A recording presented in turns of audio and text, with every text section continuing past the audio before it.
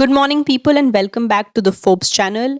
ये है हमारा इम्पॉर्टेंट न्यूज़ एनालिसिस वीडियो जिसमें हम एक मेजर टॉपिक डिस्कस करते हैं। आज का हमारा टॉपिक है India's space ambitions, ISRO's road map for the next decade. ISRO के जो न्यूली अपॉइंटेड चेयरमैन है वी नारायण, उन्होंने अनवील किया है a road map that would shape India's space ambitions for the next decade. He has a strategic vision which would extend beyond technological advancements. We would position India as a key player in space science and commercial space markets. As ISRO prepares for its next phase of growth, its initiatives highlight a blend of indigenous innovation along with international collaboration and the private sector participation. Hindi का अनुवाद देखते हैं। भारत की अंतरिक्ष महत्वाकांक्षाएं अगले दशक के लिए इसरो का रोड मैप।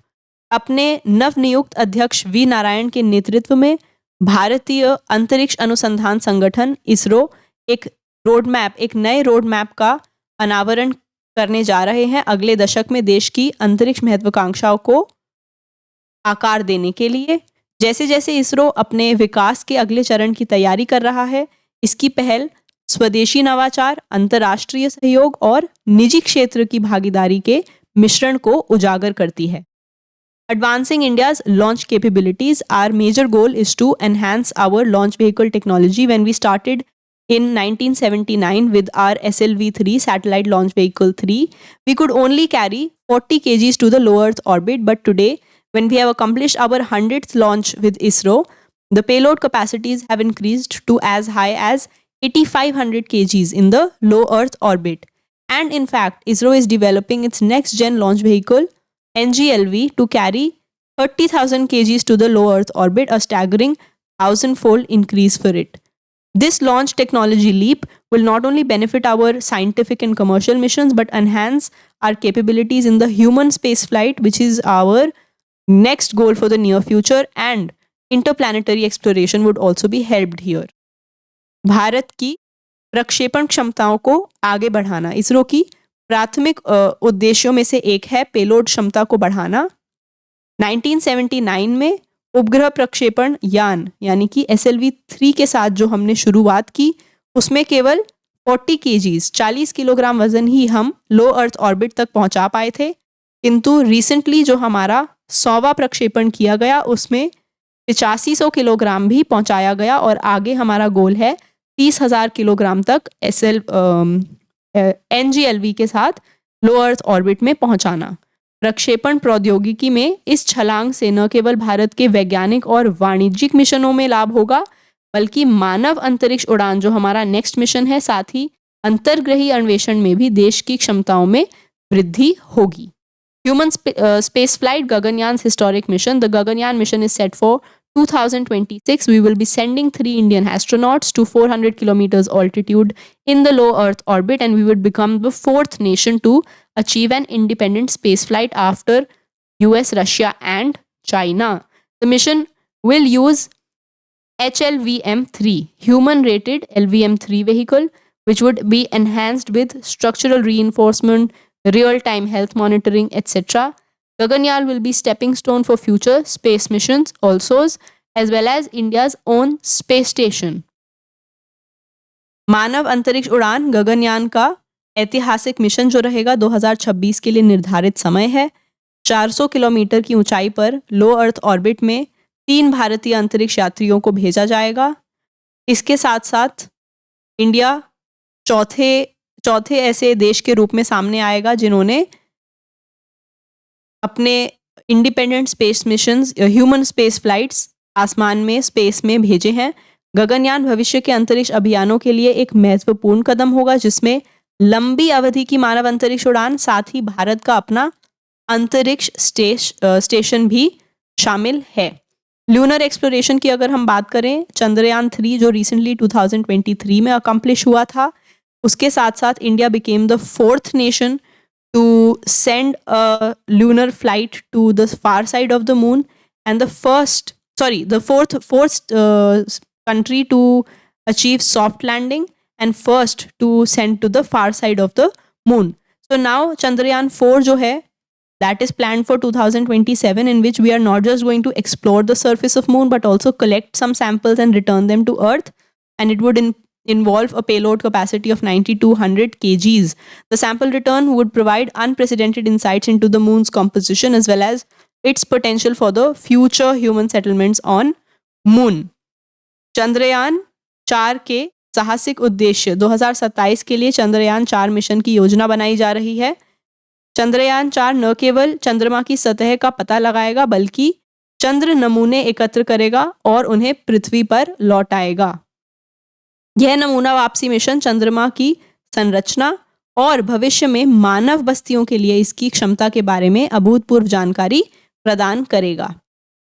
सैटेलाइट डॉकिंग की अगर हम बात करें, recently if you have been following the news, SpaceX mission you must have read in the newspapers और observed in the news channels. तो डॉकिंग क्या होता है? जब हम 2 independent satellites in the space को कनेक्ट कर देते हैं स्पेस में ही, उसको सैटेलाइट डॉकिंग का नाम दिया गया है.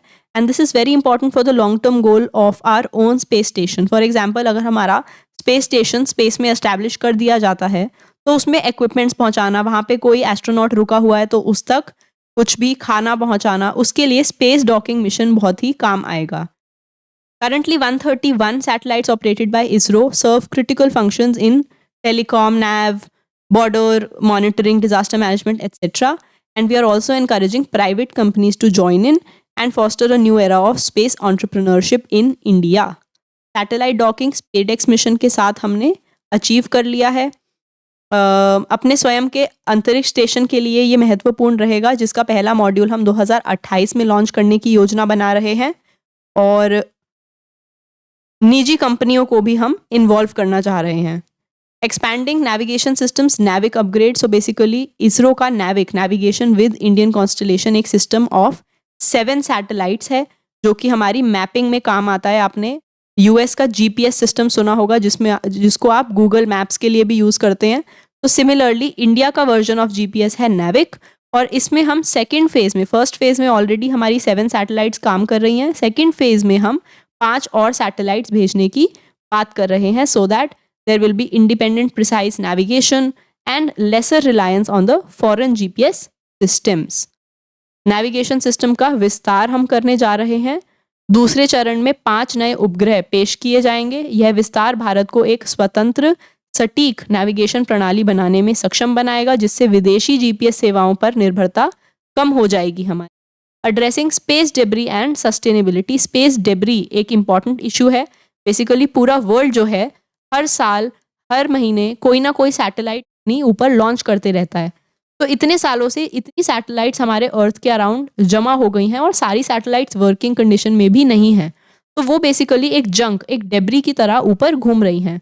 तो इसरो का जो स्पेस सिचुएशनल अवेयरनेस प्रोग्राम है, it is working on tracking, managing and mitigating this space debris. साथ ही we are planning future interplanetary mission, Venus mission, Mars orbiter mission का phase 2 and LUPEX lunar polar exploration mission with Japan JAXA. ये आपका एक separate MCQ की तरह आ सकता है कि ल्यूपेक्स मिशन हम कौन से देश के स्पेस एजेंसी के साथ कोलैबोरेशन करके लॉन्च करना चाह रहे हैं. So that is Japan. अंतरिक्ष मलबे और स्थिरता को संबोधित करना. इसमें स्पेस सिचुएशनल अवेयरनेस नाम का इसरो का कार्यक्रम अंतरिक्ष मलबे को ट्रैक करने, प्रबंधित करने एवं कम करने पर काम कर रहा है. साथ ही हम काम कर रहे हैं भविष्य के अंतर्ग्रही मिशनों के ऊपर, शुक्र मिशन के लिए, मार्स ऑर्बिटर मिशन के फेज 2 के लिए और लूपेक्स मिशन इसके साथ है जापान के JAXA के साथ. Solar research and future goals. Solar research में रिसेंटली हम 4th नेशन बन गए सोलर रिसर्च करने के लिए. जो हमने मिशन भेजा है आदित्य L1 के साथ. L1 stands for Lagrangian point. Basically जो सन है और अर्थ है उसके आसपास 5 ऐसे पॉइंट्स हैं जहाँ पर उनकी ग्रेविटेशनल फोर्स ऑलमोस्ट सिमिलर मानी जाती है. उनको लैग्रेंजियन पॉइंट्स कहा जाता है. तो L1 पॉइंट पे हमने आदित्य मिशन अपना पहुंचाया है. It is a solar exploration mission. Road ahead क्या रहेगा for the next decade? ISRO की टॉप प्रायोरिटीज़ हैं Gaganyaan, reusable launch vehicles, NavIC satellite network को एक्सपैंड करना, moon, Mars, Venus and beyond तक मिशन पहुंचाना, as well as private sector involvement. With ISRO's remarkable growth in the launch vehicle technology, satellite innovation, as well as interplanetary mission, India is not just now a participant in space exploration, but also a global leader. And with the 100th year of independence in 2047, ISRO's contribution will be a defining factor in transformation of India into a developed spacefaring nation. So, अगर हम solar mission की बात करें तो Aditya L1 mission हमने पहुंचाया है. इसरो की सर्वोच्च प्राथमिकताएं क्या रहेंगी अगले दशक में? गगनयान, लागत कुशल अंतरिक्ष यात्रा के लिए पुनः प्रयोज्य प्रक्षेपण, रीयूजेबल व्हीकल्स, वैश्विक नेविगेशन के लिए नैविक का विस्तार, चंद्रमा, मंगल, शुक्र और उससे भी आगे के मिशंस, उपग्रह निर्माण और अंतरिक्ष अन्वेषण में निजी क्षेत्र, प्राइवेट सेक्टर की इन्वॉल्वमेंट. साइकिल पर अपना पहला उपग्रह लॉन्च करने से लेकर अब अत्याधुनिक अंतरिक्ष अभियानों का नेतृत्व करने तक इसरो की यात्रा भारत की वैज्ञानिक और तकनीकी क्षमताओं का प्रमाण है.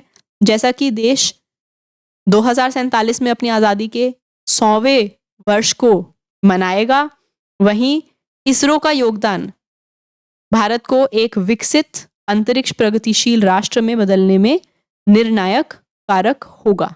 So this was the daily important news analysis of the day.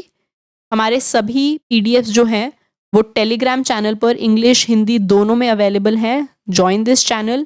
All this initiative is for free, not just this daily news analysis, but also हमारे जो GK quiz हम पोस्ट करते हैं, स्टैटिक GK के भी questions, English, reasoning, quant, maths, इन सब के भी क्वेश्चंस, सब कुछ टेलीग्राम पे अवेलेबल है. Link is there in the description. If you like this video then do like it, comment down below, share it, subscribe to our channel. Keep learning. Bye bye.